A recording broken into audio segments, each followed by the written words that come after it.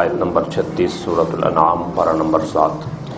اعوذ باللہ من الشیطان الرجیم، بسم اللہ الرحمن الرحیم۔ انما یستجیب الذین یسمعون والموتى یبعثهم اللہ ثم الیہ یرجعون۔ صدق اللہ العظیم۔ نبی کریم صلی اللہ علیہ وسلم کو یہ فکر دامنگیر رہتا تھا کہ لوگ میری بات کو قبول کیوں نہیں کر رہے، تو اللہ سبحانہ و تعالیٰ نبی علیہ السلام کی تسلی کے لیے فرما رہے ہیں کہ جو محبت سے سنیں گے انہیں ہی قبولیت کی توفیق ملے گی۔ جن کے دلوں میں محبت نہیں ہے اور عظمت سے محبت سے آپ کو سننے کے لیے تیار نہیں، تو انہیں یہ پیغام قبول کرنا نصیب نہیں ہوگا۔ اور رہا مسئلہ جو نہیں سن رہے، وہ شکل کے اعتبار سے زندہ ہوں گے، حقیقت میں وہ مردہ ہے۔ اور یہ جو مردہ بنے ہوئے ہیں، آج مردہ بنے ہوئے ہیں، کل کو اللہ تعالیٰ ان کو اٹھائے گا، پھر اللہ کی طرف ان کو لوٹ کے جانا ہے اور ان کا حساب دینا پڑے گا۔ کہ زندگی میں اللہ پوچھے گا کہ میں نے تمہیں کان دیے تھے، تم نے صرف دنیا کی سنی تھی، میرے دین کی کیوں نہیں سنی تھی؟ تمہیں آنکھیں دی تھی، تم نے صرف دنیا کو دیکھا تھا، میرے قرآن کو کیوں نہیں دیکھا تھا؟ میں نے تمہیں عقل دی تھی، تم نے اسے صرف کمانے کو سوچا تھا، اپنی آخرت کے لیے کیوں نہیں سوچا تھا؟ انما یستجیب الذین یسمعون، سنیں گے وہی، قبول بھی وہی کریں گے جو سنیں گے، یعنی صحیح طرح سنیں گے۔ والموتى یبعثهم اللہ ثم الیہ یرجعون، اور اللہ مردوں کو زندہ کرے گا، پھر اللہ کی طرف سب لوٹائے جائیں گے۔ وہ دن آنے والا ہے تیزی کے ساتھ۔ وقالوا لولا نزل علیہ آیۃ من ربی، ایک اعتراض اور کرتے تھے، وہ کہتے تھے کہ آپ کو اللہ تعالیٰ نے اتنا عظیم منصب نبوت عطا کیا ہے، تو لیکن آپ کا جو لائف سٹائل ہے وہ ہماری طرح کا ہے۔ نبی کا لائف سٹائل علیحدہ ہونا چاہیے، ایک بادشاہ کی طرح ہونا چاہیے، کہ جیسے بادشاہ زندگی گزارتے ہیں ایسے نبی بھی زندگی گزارے۔ ایسا کیوں نہیں ہے کہ آپ کا کھانا خاص ہو، جنت سے آپ کے لیے کھانے آئیں، جنت سے آپ کے لیے دسترخوان آئیں، جنت کے محلات دنیا میں اللہ تعالیٰ آپ کو بنا کر دے، تو پھر ہم مانیں گے۔ قرآن مجید اس کا جواب دے رہا ہے کہ ہم دنیا میں کسی کو ایمان پر مجبور کرنے کے جو ہے ہم اس کے قائل نہیں ہیں۔ خوشی سے جو کلمہ پڑھنا چاہتا ہے وہ پڑھے، جو اگر ہم اس طریقے سے سارا کام کر دیں گے تو پھر تو دنیا مجبور ہو جائے گی، پھر امتحان اور ایگزام ختم ہو جائے گا۔ دنیا ایگزامینیشن سینٹر ہے، امتحان ہے، کہ نبی کو بھی اللہ تعالیٰ ایک عام انسان کی طرح مطالبہ کرتے ہیں کہ تم بھی سادہ زندگی گزار کے آؤ۔ اور چونکہ نبی کو اللہ تعالیٰ نے رول ماڈل بنانا ہوتا ہے، اللہ تعالیٰ کہتے ہیں میں دے دوں، میں جنت کا محل اتار دیتا ہوں نیچے، اور جنت کے دسترخوان لگا دیتا ہوں ان کے لیے، لیکن کل کو تم لوگوں نے اعتراض کرنا ہے، تعلق کی پتہ تکلیفہ کی ہوتی ہے۔ آپ کو کیا پتہ مسائل کیا ہوتے ہیں؟ ہمارے مسائل ہمیں پتہ ہے، آپ کو تو پتہ ہی نہیں ہے، کیونکہ آپ ریزیڈینشل کالونی آپ کی کتنی شاندار ہے، آپ کا پہناوا کیسا ہے، بھوک آپ کو کبھی نہیں لگی، پیاس آپ کو کبھی نہیں لگی، تنگی آپ پر کبھی نہیں آئی۔ اللہ کہتا ہے میں نے امت کے لیے رول ماڈل نبی کو بنانا ہوتا ہے، اس لیے نبی کو بھی ساری قربانیوں سے گزارتا ہوں۔ اب دیکھیں نا، آقا علیہ السلام کو اللہ تعالیٰ سفر ہجرت گزار دیتا، جہاز پہ بٹھا کے، سلیمان علیہ السلام کے تخت کی طرح بٹھا کے مدینے میں اتار دیتا، تو میرے اور آپ کے لیے، ہم سب کے لیے، ہم کہتے ہیں ہم کہاں جائیں؟ تو اللہ تعالیٰ نے چونکہ قیامت تک کے لیے ہجرت کا حکم رکھا تھا، تو نبی علیہ السلام کو اس قربانی سے گزارا۔ اب بعد میں مطالبہ کیا کہ جو بھی قربانی کرے گا، دیکھو میرے پیغمبر نے نزاکتوں کے باوجود، لطیف ہونے کے باوجود، لطافتوں کے باوجود قربانی دی، تم بھی قربانی دو، اور عام طرح سے قربانی دی۔ اگر اللہ تعالیٰ ان کو قربانی سے نہ گزارتا، ہم کہتے ہیں ہم تو مانتے ہی نہیں، کیونکہ نبی کو کیا پتا ہوتا تکلیف کیا ہوتی۔ وقالوا لولا نزل علیہ آیۃ من ربی، وہ کہتے ہیں رب کی طرف سے ان پر کوئی مطلوبہ غیر معمولی نشانی کیوں نہیں اترتی؟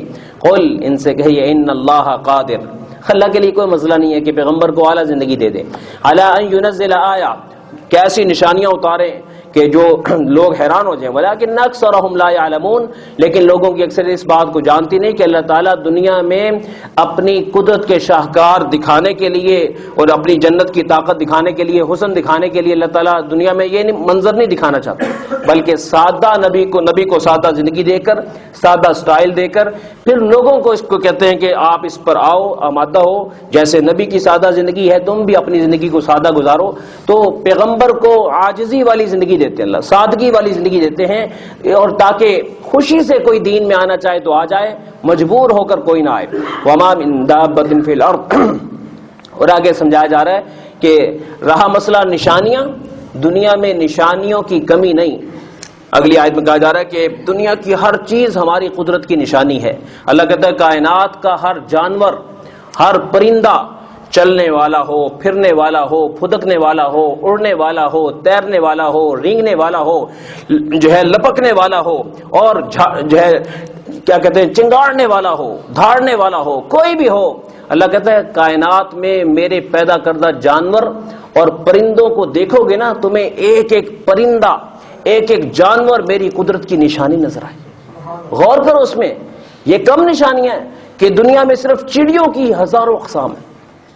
چونچ کا کلر ہر ایک کا علیحدہ، پر کا کلر ہر ایک کا علیحدہ، آواز سب کی علیحدہ ہے. آسٹریلیا کی چڑی اور طرح کی، لاہور کی چڑیا اور طرح کی. دیکھو تمہارے رب نے کیسی اس پر جو ہے رنگ کی ہیں، کیسے ان کو ڈیزائن دیا ہے. پھر ہر ایک کی اپنی عادات ہیں، ہر ایک کی اپنی غذائیں ہیں، ہر ایک کے اپنے انداز ہیں زندگی کے.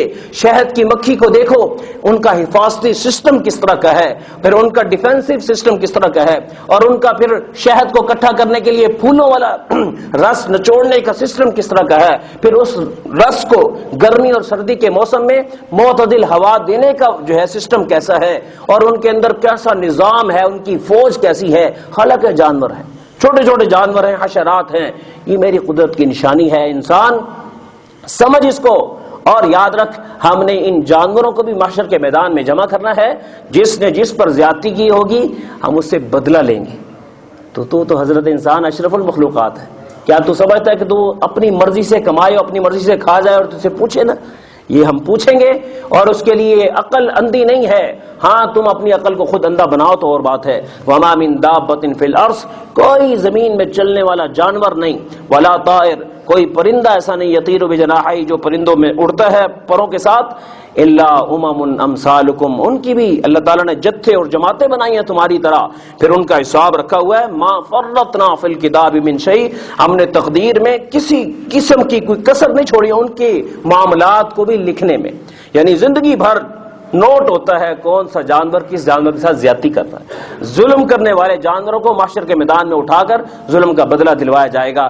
ان کو بدلہ دینا پڑے گا، ظالم کو اور مظلوم کو بدلہ لینے کا موقع دیا جائے گا. ثم الی ربہم یحشرون، پھر وہ رب کی طرف جمع کیے جائیں گے. یہ وہ منظر ہوگا جب قیامت کے دن نا ان کو بعد میں مٹی کر دیا جائے گا تو کافر، غیر مسلم، نافرمان، مجرم، فاسق کہے گا یا اللہ میں نے تو جانور ہی بنایا ہوں، آج یہ دوبارہ ختم ہو گئے، میں بھی ختم ہو جاتا. یا لیتنی لموت کتابیا، کاش کہ میرا اعمال نامہ بائیں ہاتھ میں نہ ملتا. ولم ادر ما حسابیا، مجھے پتہ ہی نہ ہوتا حساب کتاب کیا ہے. یا لیتہا کانت القاضیہ، کاش کہ میرا قصہ تو ختم کر دیتا. یا اللہ ما اغنا عنی مالیا، بڑے پلاٹ بنائے، آج کوئی مال کام ہی نہیں آ رہا. ہلک عنی سلطانیہ، پارٹی کا لیڈر تھا دنیا میں آج میرا لیڈر بنا کام ہی نہیں آ رہا. خذو، پکڑو اس کو، فغلو، اسے توق ڈالو، ثم الجحیم صلو، اسے جہنم میں لے جاؤ، ثم فی سلسلۃ ذرعها 70 ذراعا فاسلکو، اسے زنجیروں میں ڈالو. یا اللہ اس کا جرم کیا ہے؟ انہ کان لا یؤمن باللہ العظیم، اس کا اعتماد اللہ پر نہیں تھا، اس کا اعتماد دنیا پر تھا. ولا يحض على طعام المسکین، اور سخاوت کرنا تو دور کی بات، یہ سخاوت کرنے والے دوسرے کو سخاوت پر اکساتا بھی نہیں تھا، ابھارتا بھی نہیں تھا. دنیا میں بخیل بن کے زندگی گزار کے آیا، اپنے مال کو اپنے دائرے میں رکھا. اس کے مال سے کسی کو فائدہ ہی نہیں ہوا، کسی کو اس نے ابھارا بھی نہیں. ولا يحض على طعام المسکین فليس له اليوم هاهنا حمیم، آج اس کا کوئی ساتھی نہیں ہوگا. ولا طعام الا من غسلین، آج اسے دھون پلایا جائے گا زخموں کا. لا یاکلہ الا الخاطئون، فرمایا گناہگاروں کو وہ پینا پڑے گا. اللہ ہماری حفاظت فرمائے. جی تو فرمایا کہ ما فرطنا فی الکتاب من شیء، ہم نے کتاب میں کسی قسم کی کمی نہیں چھوڑی. پھر رب کی طرف جمع بھی ہونا ہے. دیکھیں قرآن مجید میں واقعات ذکر کیے. یہ تو انسان ہے نا، جانوروں کو اللہ تعالیٰ نے سمجھ دی ہے. ہد سلیمان علیہ السلام کے پاس آیا، سلیمان علیہ السلام نے غصے میں پوچھا تو غائب تھا، کہاں چلا گیا تھا؟ اگر تو صحیح عذر پیش نہ کرے گا تجھے ذبح کر دیں گے.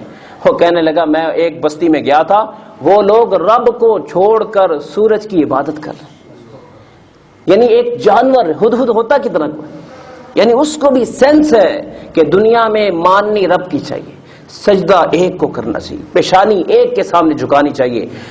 اسی طریقے سے اور مثالیں، چیونٹی، سلیمان علیہ السلام کا لشکر اتر رہا اور چیونٹی نے چیونٹیوں کو کہا یا ایھا النملہ ادخلوا مساکنکم، چیونٹیوں بلوں میں چلی جاؤ، لا یحطمنکم سلیمان کا لشکر تمہیں رون نہ ڈالے، وہم لا یشعرون، انہیں پتہ بھی نہیں چلے گا۔ اللہ کہتے ہیں ہم نے یہ آواز سلیمان کو پہنچا دی۔ کیسے میرے اللہ کی شان ہے۔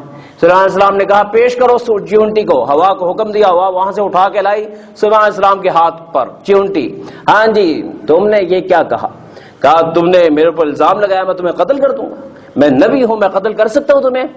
تو چیونٹی کہنے لگی یا تو بتانے والے نے تمہیں صحیح نہیں بتایا یا تمہیں صحیح سمجھ نہیں آیا۔